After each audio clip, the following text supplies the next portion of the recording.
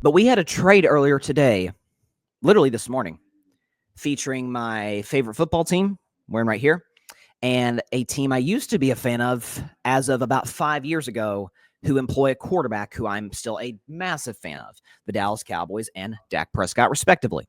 So it was reported this morning in Rappaport, after Adam Schefter, all the different insiders, Jordan Schultz, all of it, that the Pittsburgh Steelers, my Pittsburgh Steelers, traded George Pickens, wide receiver, to the Dallas Cowboys in exchange for a 2027 sixth-round pick, and the Steelers in exchange got, the Steelers got a 2026 third-round pick and a 2027 fifth-round pick. The Cowboys got Pickens and 2 years from now, a sixth-round draft pick.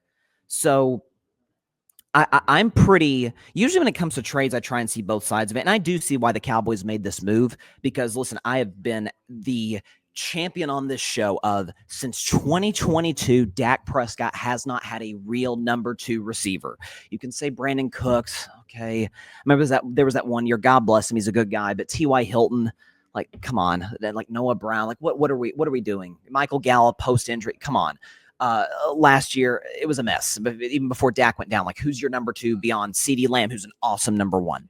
Well, now they do have a number 2 receiver, George Pickens, who we can show you his numbers last year. The touchdowns are low, but by the way, these numbers are in 14 games. He missed 3 games due to injury, 900 receiving yards, 15 yards a catch. That'll work. And 59 catches. Again, that's in a span of 14 games. So, you have to imagine if he plays the other 3 or even 2 of those, he probably gets to 1,000 yards for the second season in a row. So, on a pure talent upside perspective, George Pickens is an excellent number 2 to CeeDee Lamb. He takes some of the pressure off CeeDee Lamb and therefore takes some of the pressure off of Dak Prescott from an on-field standpoint. And that's where I want to hint into the other stuff.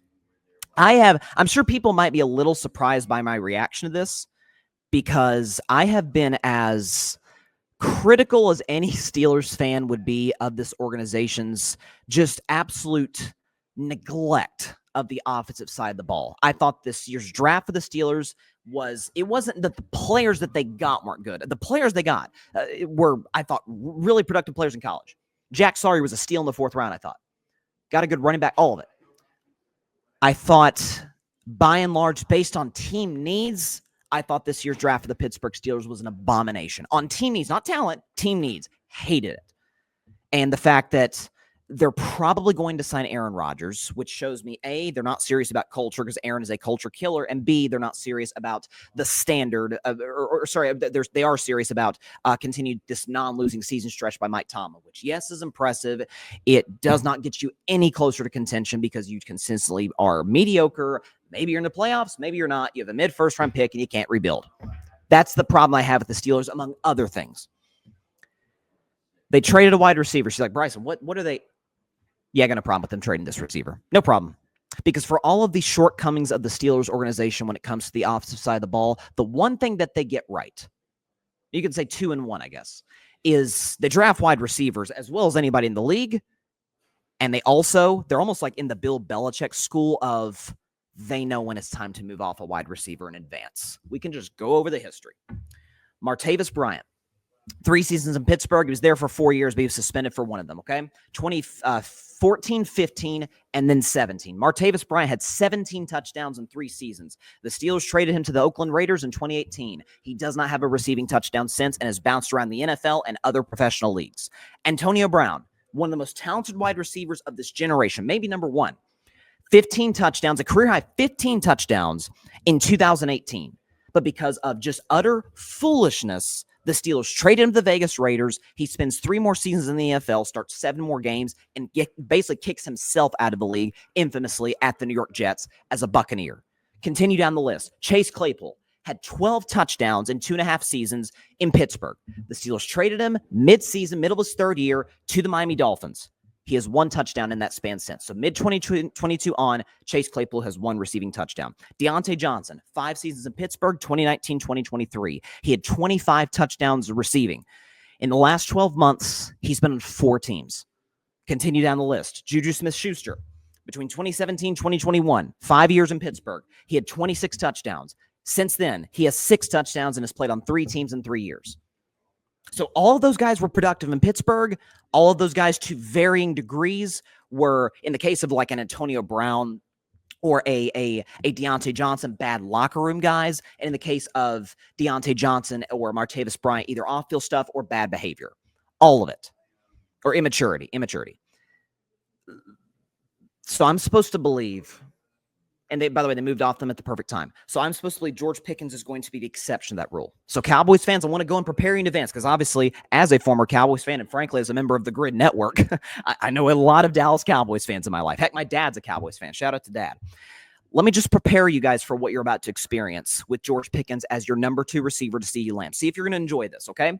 So in 2019 at Georgia, he was suspended for a game after a fight at Georgia Tech in a blowout win.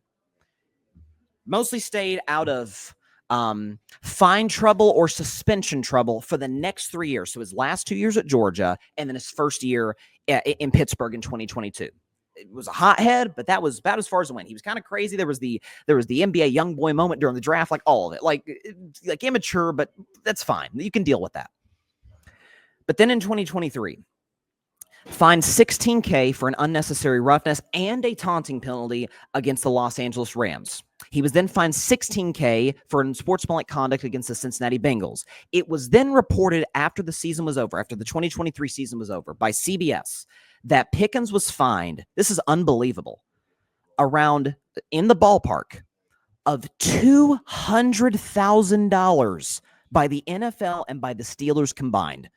$200,000 for either off-field practice or in-game incidents. $200,000. NFL and Steelers combined. That's what George Pickens was fined. So how did he learn from those mistakes? Well, in 2023, in a Week 5 game against Dallas, his new team, he was fined $20,000 for a combination of wearing eye black featuring explicit language. And by the way, when asked about said explicit language and his ability or him being allowed to wear that, he pointed out the NFL's double standard because his teammate, Cam Hayward, a Walter Payton Man of the Year award winner and a team captain, had the audacity to also wear eye black on his face, honoring his dad.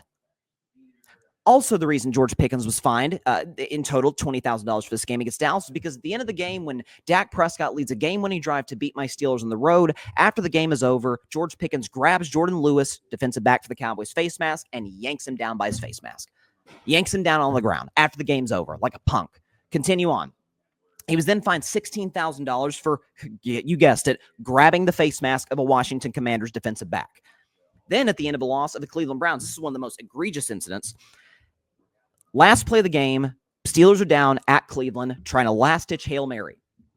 While other Steelers players are doing what, receivers do on Hail Marys, which is try and fight through the scrum to make a play on the football. Instead of fighting for the football, George Pickens was fighting Greg Newsome out of bounds in the back of the end zone, as he had been doing the entire game.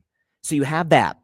He was also fined $20,000 for dropping the ball on a Bengals defender and then for making a firearm gesture for a first down. Speaking of the Bengals game, Week 18 at home against Cincinnati, you have an opportunity to get yourself some good playoff seeding. You've missed time due to injury, and you're saying, you got to get me the football. And what did George Pickens do in Week 18? He caught 1 pass for 0 yards on 6 targets and had 3 drops.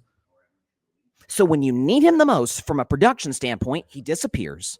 When you need him to not lose his mind, he can't do that. Oh, and by the way, part of the reason the Steelers traded him too? He wants a new contract. Good luck, Dallas, in your already not so ideal salary cap situation. When you pay Dak Prescott, CeeDee Lamb, you're going to pay Micah Parsons, obviously. And by the way, George Pickens is going to want to be paid like a number 1 receiver. And so, again, from a production standpoint, Dallas got a true number 2 opposite CeeDee Lamb. As it pertains to how this is going to work, there were some Cowboys fans that couldn't stand Dez Bryant. Dez Bryant, A, wasn't this bad, and B, there was a 3-year stretch where Dez might have been the best receiver in the league. It was like Dez, Megatron, Julio Jones, Antonio Brown were kind of like the big 4 around like the mid-2010s. And by the way, Dez, for his flaws and some of the off-field issues early in his career, Dez, and he would tell you, just want to win. I want the ball because I think we give ourselves the best chance to win. I would buy that with George Pickens if we didn't have the other stuff. if we didn't have fighting a defensive back in the middle of a last-second Hail Mary play when you're not even on the field, when you are going at Steelers fans, yelling at Steelers fans from the bench, saying, give me the football, and you have 1 catch for 0 yards, 3 drop in a Week 18 game against Cincinnati. He's unreliable, he's immature, and it's going to be a disaster in Dallas. He'll have moments. Don't get me wrong. He'll have deep balls that he'll make plays on, and maybe he'll win a game or two for the Dallas Cowboys next year. Maybe they'll double CeeDee Lamb. Dak will throw it deep. Listen, this is far and away the best quarterback George Pickens has ever played with in his NFL career. I mean, it's been like Kenny Pickett, Mason Rudolph, Russell Wilson, Justin Fields. Dak Prescott clears those guys comfortably. He'll probably find a way to screw that up too. So, listen, there was a time, folks, where I was a George Pickens fan. I was a George Pickens defender. I'm like, yeah, he's a hothead, but you know what? He's productive. He's not even that anymore, consistently. And so, good on the Steelers for moving off. You get a 3rd-round pick. That's pretty good.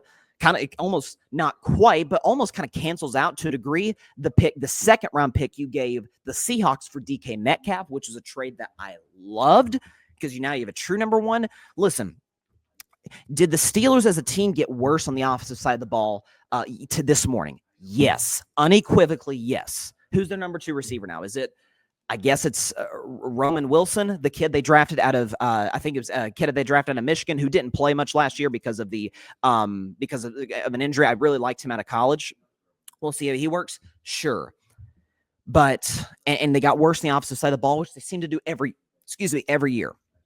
But Andrew Filippone, who's a radio guy in Pittsburgh, is very, very, very connected to that franchise, said that a source told him this is addition by subtraction. So long-term, the Steelers don't have to worry about paying George Pickens. They don't have to worry about finding George Pickens. They don't have to worry about apologizing for George Pickens. They don't have to worry about George Pickens' antics every single week of every single season on the field, in the locker room, and off the field. Thanks so much for watching the show on YouTube, and be sure to go click that big red subscribe button and check out the other clips and full shows from Carving It Up Live, as well as our other incredible content creators here on the Grid Network.